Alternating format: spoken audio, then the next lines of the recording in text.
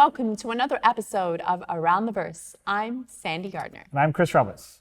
Last Friday, a group of Star Citizen streamers organized a team FPS battle on Yela, and the results were pretty impressive. Yeah, they were. 2 teams of 20 started 1 kilometer away from each other and engaged in a heated battle to see which side could take control of the Benson mining facility. Yes, they did. Ships were only allowed to be used as transport, and all fighting had to be done on foot. It's go time. Let's move. Okay. Move out, guys. All right, folks. You see these rocks right there? Everyone kind of regroup here for a second. Okay, looks like the only one we're missing is you. All right. Perfect. Push on. Push on. Come on. Get in. Okay. Senior move Cycling. Are you guys guarding the Star? Get out of the way. Get in. More. Dude, no one hit the... No. Yeah, fire release! Yes! Like shooting fish in a barrel. Oh, that was awesome. Didn't say hit the button yet. This type of emergent gameplay and player-driven content is exactly what Star Citizen is all about. This particular group plans on making these team battles a recurring weekend event, and we look forward to seeing more of it. Yes, our community has really been embracing in-game engagement, but not all skirmishes are fought on such friendly terms. Yeah, that's true. It seems some disgruntled pilots have organized a protest in the PU, exhibiting emergent behavior with a meta twist. Let's go to Jared Huckabee for more on this developing story. Take it away, Jared. Conflict at CryAstro. They've been saying video games will rot your brain for a millennia, but a fever fervor over the lack of recent updates to electronic access to seminal hit Arena Commander has players crying foul. Or should we say, crying Astro. Protesters of the stalled development have taken to their ships in an effort to blockade the popular repair facility, while others yet have formed militias to repel these would-be demonstrators. We here at ATV News have to ask, where are Crusader security when you need them? When asked for comment, the only reply offered by Crusader Industries officials was a simple, soon, TM. More on this story as it develops. Thanks, Jared. It will be exciting to see how that all plays out. As we've seen in previous updates, the mission team has been working to implement FPS AI into persistent universe locations, and they've recently started testing AI patrols around Korea Station. This is the first step to bringing a more robust lore system to the PU, which will eventually make it harder for players to throw their weight around like they're doing at CryAstro right now. Until then, pilots trying to break the lines at CryAstro are going to have to rely on the flight system improvements introduced in the 3.2.1 patch, which is currently live for all backers to check out on the PTU.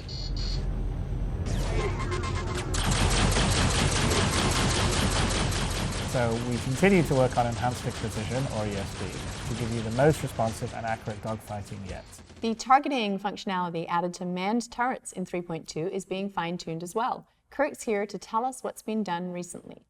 Received a lot of feedback from the community about how frustrating it is to hit things in turrets, and that's certainly true. Turrets weren't properly gyro-stabilizing on pitch and yaw. It was only on yaw, so we're introducing the ability to gyro-stabilize on pitch and yaw within the constraints of the turret. We also reduced the dead zone, which will give a little bit more feedback to the player so that they can find the targets better. We'll introduce the ability to separate the dead zone from the actual turret look constraints and the interaction constraints. And finally, add a little bit of aim assist. So getting your live pip pretty close to the target will allow you to stay on target better and allow your guns to actually hit the target that you're aiming at. And these are all planned for 3-2-1. Here's a look at the shop kiosk display with its item previews that will show you what you are buying visually, and this tech will also make it into the PMA and VMA mobiGlas apps once we've got it all working properly. Looking forward to 3.3 and the expansion of the Stanton system, the addition of the planet Hurston is highly anticipated. But that, as we all know, is just the tip of the iceberg. Yeah, to eventually get the massive amount of planned star systems and locations into the PU, our devs will need the help of some pretty powerful tools, and many of those are developed in-house. One such tool is the new Construct system, which moves procedural construction from the Python programming language to C++, improving speed and maintainability and allowing us to create some pretty cool environments. As you can see, the devs are already putting it through the motions, testing more layouts for the rest stop space stations we've seen in numerous updates and that we'll soon see around the Stanton system.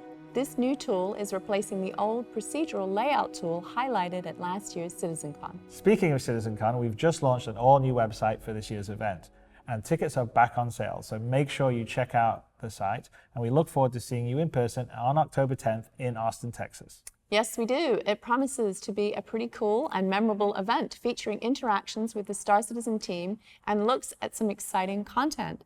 And if you can't wait for CitizenCon to mingle with us, CIG Los Angeles Studio Director Eric Kyron Davis will be appearing at the San Diego Comic-Con this coming weekend. Yeah, he'll be on a panel on Saturday afternoon and maybe sticking around Sunday as well. So if you're attending the con, definitely stop by and say hello. Now, getting back to Hurston, last week we got a look at the Hurston habs being developed for Lorville and the props that bring them to life. Here, looking again at these utilitarian environments, we see further details that really add to the story of the location. These dents, for instance, that designers are putting into the huge hangar bay doors betray the telltale signs of a history of precarious takeoffs. Yes, there's been quite a few precarious takeoffs in the PU, if you ever watch a stream. Just like with the habs, the props team is tasked with giving these hangars personality as well as visual and narrative consistency.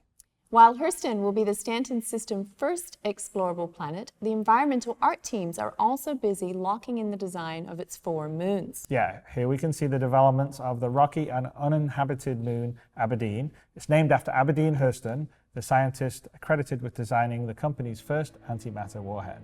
Designers have been testing the reusability of assets for the moon's terrain and trying different atmosphere settings to see what looks and feels best.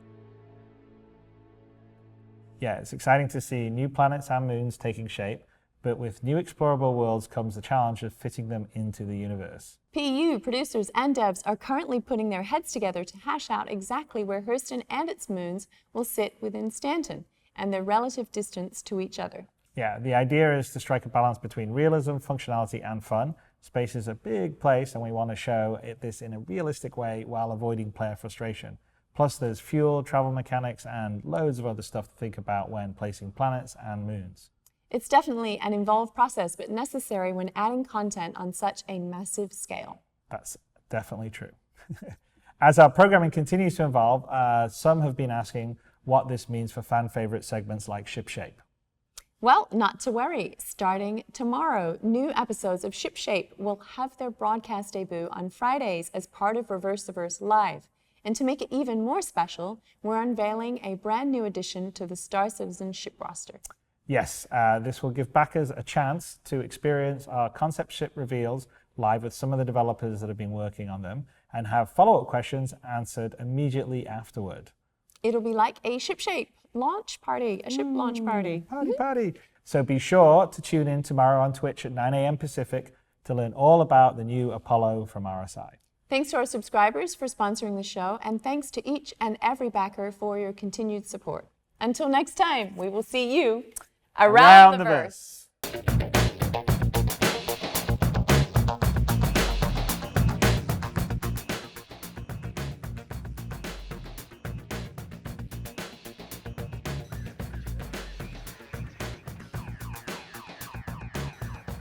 Thanks for watching. For the latest and greatest in Star Citizen and Squadron 42, you can subscribe to our channel, or you can check out some of the other shows, and you can also head to our website at www.robertsspaceindustries.com.